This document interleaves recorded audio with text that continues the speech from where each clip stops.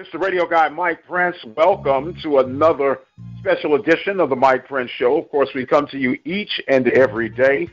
Today, we're going to have on the line with us head baseball coach of the Texas College Steers, and that's none other than head baseball coach himself, Anthony Happy Macon. How you doing today, sir? Man, I'm doing great, man. As long as I'm 10 toes above the ground, I'm blessed, and I'm happy to be on the phone with you. I know that's right. Now, you got to explain to me where the name Happy comes from before we go any further, man. Well, I'm going to try to keep it as short as possible, but it's a very special name given to me by a very special lady. Back in 2007, when I was Alabama State coaching with Coach Watkins, that was before the transition period to all the beautiful buildings on campus. We were still in the urban area of the city, and it just when you brought on non-African American students on trips to the campus, and you painted this perfect picture for them. First, I would talk to head coach Coach Watkins, and I talked about the education that the HBCU experienced at Alabama State. I brought in a young man I was recruited from Sylacauga, Alabama. And I had got to know him through a mutual friend of mine, a former Major League Baseball player, Pookie Wilson. And Pookie had, I called this young man Boston Bean Bryant. He was a 6'3" right-handed pitcher out of Sylacauga High School, and he was a non-African American, and he was 87 to 91, and the picture I had painted for him was like, hey, Alabama State is just as good education as Auburn or Alabama. I go there and sit the bench, and mother was just like, oh, my God, you sell the mess out of Alabama State. People was wondering why we're giving you guys a chance, but they need to meet you. And I was just like, well, I'm just thankful to have a college baseball job. I'm happy to be working for Coach Watkins. And over time, we spoke about 5, 6, 7 times. At the time, you can only talk to a kid once a week. So that was about a good month and a half to 2 months. And when I finally got on campus, we went to go eat at a soul food restaurant in Montgomery, Alabama called Martin's Restaurant down the street on Carter Hill Road from the campus. So we get down there, they're eating that down-home fried chicken. And I was just telling joke after joke after joke, told them a little bit about my independent baseball experience with minor league baseball there after college. Coach Watkins was like, man, I'm thankful for this guy, and the mom, she said, you know what? He is always happy. He's just so bubbly and so happy to be at Alabama State, and he has made us believe that it's time for us to commit to Alabama State. And I looked up at the kid like, y'all committing? And she looked at me and she like, yeah, you heard right, Coach. We are committing because we trust what you were telling us. We got a chance to meet the head coach, Larry Watkins. And she said, and with that being said, I'm going to tell you what I told my family on the way up here. I'm going to call you Happy after Happy Gilmore. And I looked at her, I'm like, wait a minute. I'm a big Adam Sandler fan. When she said that, it's only fitting that I started putting that on my business card, and Happy Bacon stuck with me from there. And anybody that ever met me or meet me now, they know that the name Happy actually sticks with me because I got a grin from ear to ear, and I'm just thankful to be in the game and help touch the lives I touch and bless guys with the education that they're getting when they're able to go past high school to play the game.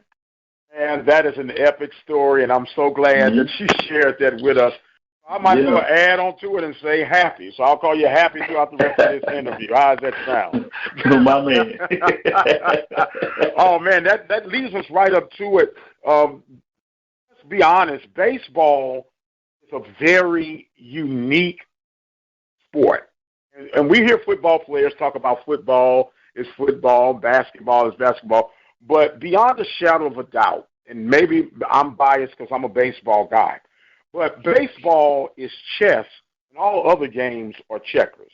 And the reason I say that, Happy, is because if I'm 6'5", 330 pounds, and you're 6'1", 230 pounds, we know what the outcome is going to be on a football field. We know what the outcome is going to be more than likely on a basketball court. But it's not always the same on a baseball diamond. You are correct. that being said, you're at Texas College, and by the way, you're off to a very good start. 6-4 out of the first 10 games out the gate. Right. You got a big series coming up this weekend against Prairie View.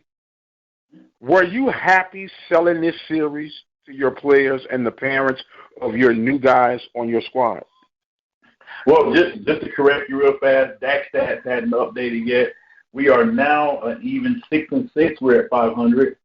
But I'm just as happy with my 6-6 record as I was with the 6-4, because in that 6-6 we have lost 4 walk-offs. Like I told my guys, we could be 10-2. If we were the home team. That's just how good of a defense we played, and that's how good of the offense that we played first. We lost two walk-offs to the number 9 team in the nation, and then we played Sagru this past weekend. Not taking anything away from them. But a couple of our guys were ill. We had our top left-handed pitcher who was started this weekend. He was going to a funeral in California. But we lost 2 walk-offs to them this weekend, so that's where the 6-6 come from. But the hard sell, it wasn't hard to sell it because actually prior going to the season, we had 11 Division I games scheduled. And we started getting phone calls in January about people dropping us, starting off with Jackson State, me and Omar Johnson have a real good relationship, and we had planned to play a 4-game series. And I think at the time he didn't have the tournament scheduled, but once he got that opening weekend tournament scheduled, because he didn't go to the Andre Dawson Classic this weekend, he hosted another couple of D1s at his home. And when they did some research on us, they did not want to play an NAIA program. And I don't think it was anything to do with the NAIA. I think it just to do with we were an up-and-coming program that has been building annually to turn into a perennial power. But the sell to our guys, the Division I game, it's not a hard sell because, like I told you, I'm a former swag guy when I was at the BHAC. I tell my guys all the time, we are not inferior to anyone. I still recruit Division I athletes. I had not bought into the moniker of NAIA or that I'm in a lesser division than Division I. There are a lot of Division I baseball players out there in the nation that get overlooked. And they have to end up going to schools that they end up sitting the bench. And I'm able to still sell my institution the way I was able to sell Alabama State and Savannah State while I was there. And we actually have, I would say, if not an equal Division I player, we just one step, maybe a couple tools up under that Division I player. Where Prairie View might have a 3 or 4 tool player, we might have a 2 tool player. Our coaching staff is able to take their 2 tools and make them play like if they're a 3 tool player. And so selling them one playing up to Division I, our guys been one because a lot of our guys are Division I transfers. Starting first baseman, he started off at the University of Lafayette. Cal Smith, my shortstop, second baseman now. He was a Division I commit out of high school, but then he went to Vernon. He went to Vernon College, and that's how we stole him out of there because of our connection to Venezuela and Puerto Rico. We got Carlos Calazo, which was a unanimous second base pick last year for our all-conference. And then our shortstop, Jonathan Riffle, he was at Lamar for a semester. Then he transferred in here. And then our starting catcher, Luis Lopez, he actually has a good pedigree of baseball behind him. His uncle and his grandfather are both MLB scouts. So he's projected high out of here. Just a couple things we got to fine-tune with him. So the hard sell, it wasn't anything we had to sell, just that we had to get the programs to buy in and put us on their schedule because, for one, most Division I teams, they are trying to get their power rankings up through the RPI. When you have an NAI on your schedule, it takes your RPI down. And like I try to tell these folks, there's some NAI programs that can walk through a 56-game Division I schedule and still be on the north side of 500. So they, it's just hard for them to think that these are cupcake games for them. And so it's not a hard sell at all. So is it hard for you to schedule games outside of your conference games, hearing what you just said? Now being at Texas College and being in the location I'm in, it's not a hard sell to bring Midwestern or Kansas type schools down to play these as NAIA. But when I call around looking for other Division I games, everybody, I'm not going to say they hide behind the RPI. They always bring up RPI. And, you know me, we talked earlier. I'm a researcher. I'm a numbers guy. Most of these guys can sit there and talk RPI all they want. If they don't win their conference, they're not getting in the NCAA tournament. They're not going to get one of the 31 at-large bids. They have to win their conference to get in. You know, the at-large bids are for the number 2 through number 7 SEC teams. It's for the number 2 through 4 Big Ten teams. You know, they're going to put those Power 5 conferences in there. You'll rarely see Lamar getting that bid if they don't win their conference. You're not saying I call Lamar, but I'm just bringing them up because they're one of the top Division I programs in the state that's not a Power 5. And then you got Texas State. If they don't win their conference, they're not going to get it that large. Even though Coach, I know those coaches over there, Coach Trout, Coach Cervantes, those guys, they do a very good job over there, and I think they are very willing up in that large bid if they could get one. But the powers that be run the world. You know, it's just like with football. UCF, I've been crying for them to get in that championship football playoff, but guess what? They are not 12-0 2 years in a row. They're not getting in. And that's just how it is. So, you know, when I call around and try to get games, get us ready for our conference play, because we do have a very tough conference with LSU Shreveport, LSU Alexandria, Texas A&M, Texarkana, and Our Lady of Lake out of San Antonio. Those are the 4 powers in our conference. And I believe we can take some of them down this year, if not all of them. But I can't get ready playing teams lesser than us. I have to get ready playing teams better than us, and that's why I like having Prairie View. Prairie View is very athletic. Our catchers will never be able to control a running game as great as Prairie View's in our conference. Prairie View can run the bases 1 through 9. When we play Grambling, they're fast, and that's why I want to play Jackson State. Jackson State is a perennial 35 to 40 game winner, and Omar's going to pitch one way and he's going to hit one way. We tried to play Southern one year, but you know, and NAIA, smaller budget. You know, some games I can't ask my administration to let us go 7 hours away. I can try to stay within a 3-4 hour range and play the same type of games. Talking right now with Happy Macon, head baseball coach of the Texas College Steers, and you just hit on a couple of things, Coach, that I've been adamant about baseball. I think baseball evens the playing field regardless of your size. And as long as you got the heart and determination to just outwork the man in front of you, next to you, and behind you. With that being said, when it comes to scholarships available on the NAIA level, the baseball deal, what are we talking about? How many scholarships do you have to play with? Do you want to know how many the NAIA had to play with, or do you want to know how many Texas College had to play with? Both of them, please. Okay. The NAIA, we are allowed to have 12 scholarships. That's 12 full scholarships. In this security level, I just want to explain something to you on that level. At the NAIA level, there's 12 full scholarships, like 11.7 at the NCAA level. But we have an academic clause. Any baseball player that has over a 3.4 GPA does not count against your equivalent. So if you have 10 pitchers on full ride scholarships, they have 3.4 greater GPAs, they do not count against your 12. So you can have 10, 3.4 higher GPAs, and they equate to 0. That's the academic stuff that comes from the NAIA. That's why the NAIA, that's why everybody look at it like academic schools. Now, with that being said, you can bring in 10 stud pitchers. They can all get full rides, and it doesn't go against your 12. And you can bring in 2.9 pitchers, and now you got 24 pitchers on scholarship. A lot of people don't know about that exception because they don't read between the fine lines. But that is an exception at the NAIA level. Texas College, we do not have athletic scholarships. We have presidential exceptions.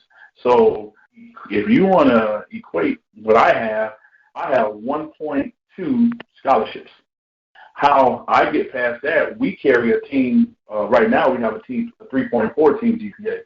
But my first 2 years, we had a 3.7 and a 3.65. And so this is the lowest my team GPA has been. So a lot of my guys are on academic scholarships, presidential scholarships, they're legacy scholars. We have this TEG in Texas that we get a lot of grants and stuff, being that we're a smaller school, because we are in population an enrollment less than 1,000. Our target goal is to get over 1,000, but we're less than 1,000. But when it comes to the baseball side of things, we don't have a baseball budget to say this is how much we're going to spend on our baseball team. I carry at least, since I've been here, I've averaged over 50 guys per year. And so I don't even have enough money to give everybody a piece of the pie. And so when you see our guys out there competing this weekend, you got a bunch of guys that love the game, that love playing for the coaching staff, and, they're just buying into my philosophy and what we put together as a staff, and they want to make Texas College greater than what it was when they got here. And with me saying that, when we first came in, Texas College had only won 4 games. And I walked into a room full of, I think it was 47 guys there that day. I asked all of them, I said, why are you here? They all looked at me. I said, Texas College won 4 games last year. I see 47 guys sitting here. There's no way I could find 47 of my friends that would want to play on a 4-win team the previous year. I said, over half you guys won't be here next year. I said, it is my duty to make sure that this program is turned around right now. We went to 15 wins, and then we went to 25 wins. And lo and behold, some weather took away some games last year. We won another 25. But if we didn't lose our weather games, I'm not saying that they were guaranteed wins. But the way we were playing, we would have won 32 games last year, and we would have broke the school record. So that's what we're hunting this year. School record is 29, so we want to get to about 30, 35. So that's what we're hunting, and it all starts with the players. We've had over, I think it's been over 85. We had 85% retention every year since I've been here, and that's good on the NAIA level. There is no transfer relations except for in our conference. So a kid can go from Texas College, St. Thomas, to Houston-Tillotson, to Xavier in New Orleans, all in 4 years and never have to sit out at the NAIA level. They can jump around, and to keep kids, to keep you a foundation of what you have, keep that retention, it means that you have something good going on. And I tell them all the time, it's like, hey, I still maneuver under the NCAA regulations. If you tell me you transferring, I got to figure out how to keep you, because I remember the APR that we had to stay up under when I was at the previous 2 schools. And to lose a kid, you start sweating bullets. You start trying to calculate what you got going on. Going to the Right. You never want to hit that historical penalty. So even at the NAIA level, I tell the kids all the time, man, hey, there's something that you are starting to dislike. My door is open. Come talk to me. Let's figure it out together, because I'm a baseball enthusiast. I'm a baseball lifer. There's nothing I should be able to do that frustrates you or stop you from wanting to be in love with the game that you grew to love. I shouldn't take that out of you. I only want the best out of you. So if I say something that goes against what you think, let's talk about it and let's move on about it in the best case scenario, because the one thing about it, I brought you here to get an education, not just to play baseball. I want you to walk across that stage and become a man out there in life, and get you a good job. That's one reason why we do so much for our guys as far as matriculation through jobs and internships. We don't have all the different offices that you have in Division I, where you have the academic advisors for athletics or all the different people. You got one person here, one person there on campus. So we're the academic advisor. We are the person that helps them matriculate to jobs. We have to find these kids internships, find them jobs after it.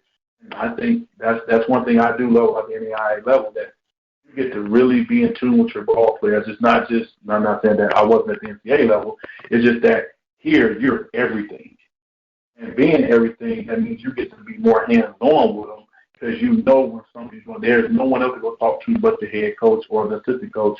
And like I tell my guys, we all got to work together to keep these kids happy and on the right track. And if we're not keeping them on the right track academically, we're messing them up even more athletically. So, man, you talk about playing with house money. You talk, as old folks, you say that's a golden nest egg laying on the ground, and basically kind of takes pressure off you with all the other loopholes and everything that it takes to be on the NCAA level. Not that you knock that, but you can really be free putting your squad together, being the mentor for your young men, and going out executing on the diamond. You're right about that. everyone I shake hands with, they know everything that we're up against. Not just being at Texas College, but just being in NAIA school. And then some of the people who do know the rules, they're like, hey, you have this, you have that, you got this. Like, well, not at my school we don't, because we are trying to be more resourceful with what we're doing at Texas College. Texas College is a hidden gem. A lot of people don't know about it. A lot of people they heard in the past, it's always been negative. But the thing is, the negativity that they hear, it comes from the people that left in a negative way. Anybody that left Texas College in a positive way has nothing negative to say about Texas College. You know, like, that's just one day, like I tell the kids all the time, I'm not going to be here forever. They will always be a part of the Texas College legacy because that's where they get their degree from. They're going to always come back and support Texas College. I said, I will always support Texas College when I'm not working somewhere else, if I'm not at Texas College. But what I want them to understand is that when you go away, what you speak about where you got your education from is only going to make your degree mean that much more, that much less. You cannot leave here saying, oh, I wouldn't go to that school is this. I remember when kids used to do that at Alabama State.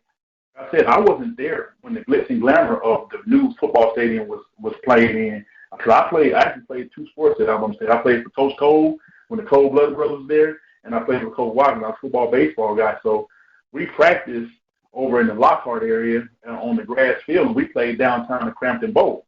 I never played in the new stadium that's on campus right there off I-85. Baseball field we played at, we played downtown at Patterson Field. We didn't practice at Patterson Field. We practiced at Bellingraph. Bellingraph was 260 feet up center field, 210 down left and right field.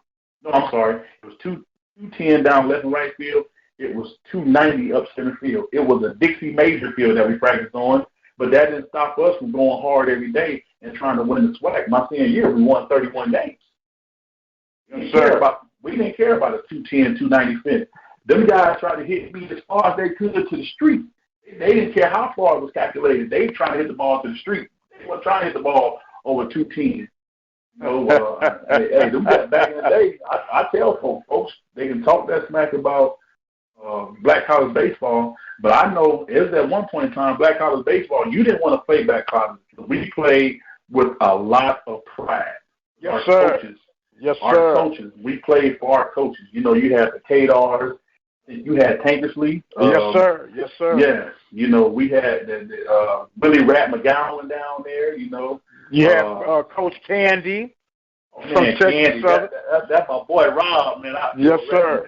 Rest in peace. I love Candy. Yes, sir. And Coach Ellis from Grambling. You can't say that name without getting me teased. That's my guy. Yeah, Coach. You know what else? You know what else, though, Coach? You know what else, Coach? And if you had thin ears and thin skin, you couldn't last because they were going to talk about you and outplay you. You know, but they made us men. They made us men. Yes, sir. We're talking with Happy Macon. I almost called you Bacon, man. We're talking with Happy Macon, head baseball coach. Bacon wouldn't be nothing. That's my nickname in high school. Shake it, make it bacon. Shake it, make it bacon. That's all right, man. That's all right. Every morning when Mama didn't have that bacon on the table, I looked at the side. I ate oatmeal, but hey, I wanted that bacon. Now, look, Coach, you talked about the makeup of your squad. You're 6-6 right now, and you had 25 wins, consecutive 25-win seasons. Mm-hmm. When you come and you're playing a big series like you're playing against Prairie View this weekend, do you have a particular strategy that you're trying to get in? Do you work your wands in, or are you just going according to the rotation? What's your philosophy when you come in a game like this? You know, I don't want y'all to use it against me. You know? Like I say, I basically coach every game the same.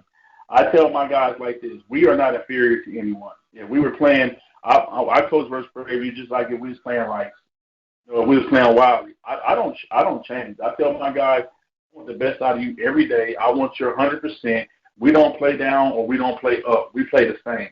And so with that being said, we our pitching rotation, we stick with the same rotation. We let our number ones go to our middle relievers or our setups to come in.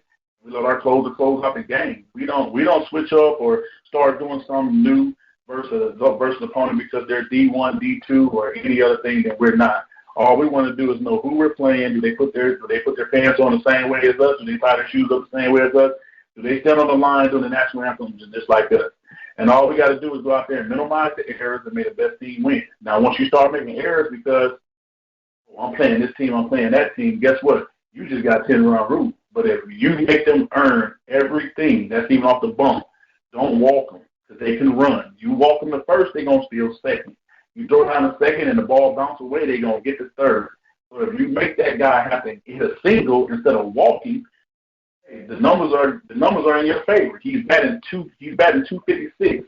That means 1 out of every 4 times he comes up to the plate and swing, he's going to get on base. But if you let him get that one the first time at the plate, and then you turn around and walk him the next 2 times, look at his own base percentage. You put yourself against the 8 ball. Let their percentages be their percentage and let our percentages be our percentage. And I believe at the end of the day that we can always be in the game towards the end. Now, who wins, it's all up to the bounce of the ball and what God wants. I don't go against any of that thing. Just like the 2 walk-offs this weekend, Michael Traylor, our number 1 was on. Yes, I could have took him out and put our bullpen in, but long story short, I had been in the hospital 4 days last week. I wasn't clicking the way I usually click and looked up in the 7th inning. I didn't have a bullpen going. I looked at the pitching coach and said, hey, get him going. I know 2 people on base. I looked down to the bullpen, the kids that got on the mound. It was the top of the lineup, and in the past, if I was clicking at the time, my bullpen would have been going while we were on offense in the 6th inning, ready for the 7th inning. And so Michael Traylor had to stay out there and throw 4 too many pitches, and he got a walk-off home run hit off of him. But if I change to my bullpen, the time that I always do, usually win that game. You don't even get a rally because our bullpen is pretty darn good. And so I apologize to the team, but Michael was kind of upset. He threw his glove, and I just told him, hey, guys, that's on me. Don't get upset because one thing about it, we lost. The only reason why we lost because we were the away team. The home team got the last at bat, just like Patrick Mahomes lost to Tom Brady last year because Tom Brady won the overtime toss. If Patrick Mahomes would have had an offensive chance, he probably would have went back down the field and tied it, or even better yet, won the game. That's just the way it is. The home team always has the advantage. That's why they win with walk-off fashion. An away team will never win in walk-off because you got to come back and play defense. Well, look, you owe the team a game, Coach. You owe the team a game. Okay, we're talking with Happy Bacon, head baseball coach of the Texas College Steers. Now, Coach, I'm an old catcher, and I'm always concerned about pitch counts. Do you have a pitch count that you work with your bullpen? I see these guys, especially early in the season. I've always been leery, and maybe it's old school in me. I don't want to see a young kid throw over 100 pitches unless he has to. And if he gets to 100, maybe 105 tops. What's your philosophy on that? Well, I'm a 12 to 15 pitch per inning per guy. So if you're looking at 7 innings pitch, the way I look at it is 7 innings, that should be 105 pitches there. That's the maximum I go. Unless you're Dylan, and when I say Dylan, I mean you got to be, to get to 9 innings for me, you got to be almost 12 pitches per inning. If you're at 15, there's no way you make it to 9 innings for me because now you're looking at, what's that, at 135. That's not a good pitch count. I'm just being, now that's a good pitch count maybe in May, but it all starts off what you do in the wintertime. And see, before I became a head coach, I was a pitching coach. So I was always big on November and December workouts and getting them ready to throw in January. So the pitching, I'm not trying to reinvent the wheel or anything, but I'm just trying to make sure that my guys don't have to go through Tommy John. So what we do, our first game, we started January 20 versus Friends University. Our pitch count that week was between 60 and 70. And I'm talking about bullpen was going at 50. I really didn't want you to get to 60. But we started off at 60 to 70, and we rode on that for 2 weeks. And some guys got to go over it because we had a little issue with our eligibility. And the first weekend we went out, we only had 6 pitchers. And we have 17 on campus. It's just that the NAIA was a little slow with our certification. Like I said, we got a high team GPA, so it's not like they're ineligible. We just had to get all the paperwork in from the previous schools. Long story short, we only increased the pitch count 15 per week. So we're in week 3 now and I say week 3, we're in week 4, but week 3 because January and the first week of February is week 1 for me. That's that January series is basically just a gentleman's game between me, Texas Wesleyan, and friends. We all know each other, and we just want to play those 4 games on the weekend so we don't have to play those 4 midweeks and keep our kids in class. That's what that weekend is designed for, so our kids don't miss midweek classes. So those 4 games keep me in class 4 more times during the season later on. So the second week, we go up 15 pitches to 75, and then third week, which is this week, we're up to 90 pitches. So next week is the start of conference. We'll ride 90 pitches for the first 3 weeks of the conference. So this week, and then 3 more weeks after that. So to March 6th, 7th, March 13th, we will ride 90 pitches, and on the 20th, I will allow somebody to go to 90, 95 to 105. Once they get to 90, you have to throw 100 pitches. That means my bullpen is not what it is. And right now, on this team right here, this is a special team, we actually have about 6 to 8 starting pitchers. And they're just buying in to be relievers because they know there's only 3 games on the weekend, so everybody can't start. But somebody got to be able to finish the game, and got a pretty good finisher, so hopefully we don't have to touch the middle of the rotation that much. Man, that's a good problem to have, Coach. That's a very good problem to have. Now, once again, this is another catching question that I have. Are you calling the pitches, or do you allow your catcher to manage the game? So our catchers call the game, but they look to the dugout because what happens, we usually have a pretty good scouting report on guys. We won't have one on Prairie View because we don't have any common opponents. Usually Prairie View will have a common opponent in us later on, but we usually are the first team to play Prairie View and Grambling, so I never really get a good look at them. But I did turn my tube on and watch the Andre Dawson Classic this weekend, so I'm going to go off what I saw. I'm going to go off what I saw. So basically, that's the question. The catchers call the game, and once it gets to the crucial part of the game, I usually they look at me every other pitch, and I let them know if I want to go hard or soft, or if I want to play, if I want to go in or out or up or down. They'll look at me, and sometimes I'll just point at them and tell them to go with it because they pretty much let's just be honest. I sit there and I watch a lot of Major League Baseball. Pitchers pitch to their strengths. I don't care how good a hitter is. If you're a catcher and you know me, I'm going to throw my best, and he's going to swing his best, and we're going to figure out who's going to win this pitch right here. Right. And, so, like me, I was a fastball splitty with a nice breaking ball. I didn't care if the number 3 guy was up. I didn't care if the leadoff guy was up. The number 9 guy was up. I treated the number 9 guy like he was a cleanup hitter. I didn't want him to get hit. So I threw him nasty 2 seams like I threw the number 4 hitter. Like I said, the SWAC was a grimy conference back in the day. And yes, you mess around and you let up on anybody, they will put you down, and you didn't want that. Yes, sir. And, absolutely. If I'm hearing you right, Coach, you're trying to tell me you had a little dog in you, huh? And you'll see, you see that dog come out of me at third base. I get at the umpire. Hey, I brought it down back in the day. It takes Coach Watkins to tell you about that. You can call me the gangster. All right. That's why I'm happy that everybody called me happy, because I wasn't always so happy. So now you're the happy gangster. You're the happy gangster now. Hey, look. Hey, like my dad said, you can be a fool if you want to. You better drop that gangster.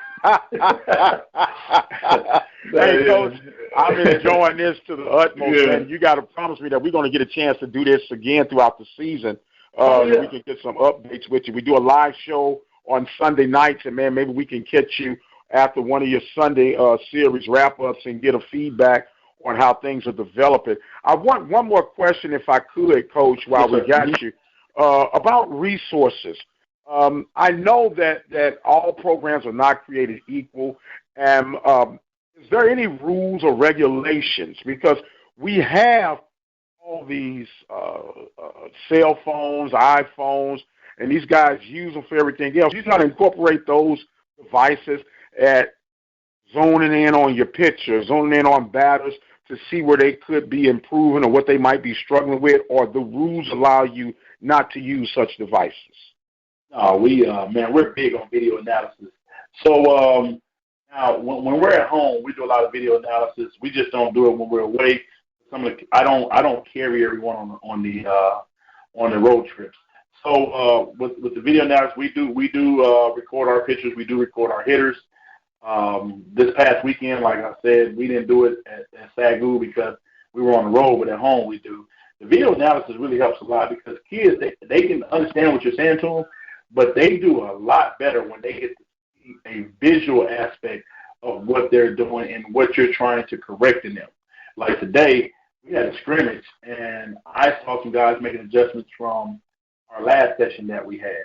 And I mean, I'm talking about, I saw them hitting some balls. Like one big kid, I hope he get hope a couple this weekend. I know you don't hope so, but I hope he get hope. He got hope the one last year there, Big Cal Smith. That's the big transfer from UL. He's been with me for 4 years. He came in his freshman year from UL, and he was just over anxious, trying to excite the scouts because he know he can hit. He's always been a north of 350 hitter. He wasn't always playing with the power numbers. So I told him he had to hit for power, and we worked on it, just trying to stabilize him and get his body 50-50 out so he don't be going one way or the other. And today, man, he hit some balls. But guess what? He saw his video. If I'd have just sat there and had a conversation over Starbucks coffee with him, he would have been that same coachable kid would have said, yes, sir, I understand. He would have tried to do everything I told him by just word of mouth. He would have been trying to visualize it, saying this and saying that. Guess what? He saw his movements. He knew how to correct his movements, and it all worked. Now, we don't have the resources like a lot of Division I teams have, like the Rapsodo and all this stuff. But let me tell you something. You and I didn't have Rapsodo. We got it done. Yes, sir. We got it done. I don't care. Nolan Ryan didn't have Rapsodo.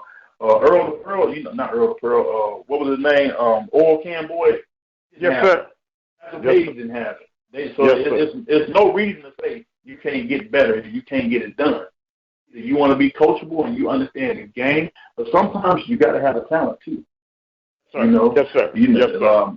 The best thing I ever heard, one of my ex-mentors and one of my former head coaches, Coach Hardy, said, you cannot turn a C player into an A player. You turn a C player into a B player, and if you work hard enough, he can get to an A. But he ain't about to transition from a C to an A. He got to take his time, go from a C to a B, and then a B to an A. And if they take their time, just matriculate to where they want to be, everything's going to work out just fine. That's with video analysis or not. It's proven in the day. You and I talked. We didn't have all this stuff back in the day. That's right. Goes to saying hard work beat talent when talent won't work hard. I'm going to tell you right now, if you had a YouTube channel or a Twitter, you wouldn't be on the phone right now. You would be on MLB Network talking with Harold Reynolds. You get what I'm saying? Yes, sir. I'll tell you quick. I wish I had a YouTube channel. You wouldn't have to ask me how was my career. I just say, I just say, Google me. Yes, sir. Google me, sir. Google me. Yeah, Google me. Yeah. And it's look, with your big boy, we just hope he has a home run display at batting practice only.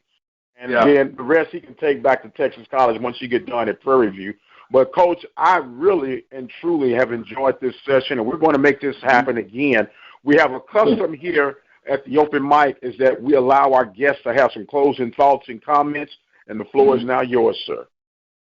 Oh, well, I just want to thank you for allowing me to get on here and just talk to you, talk baseball.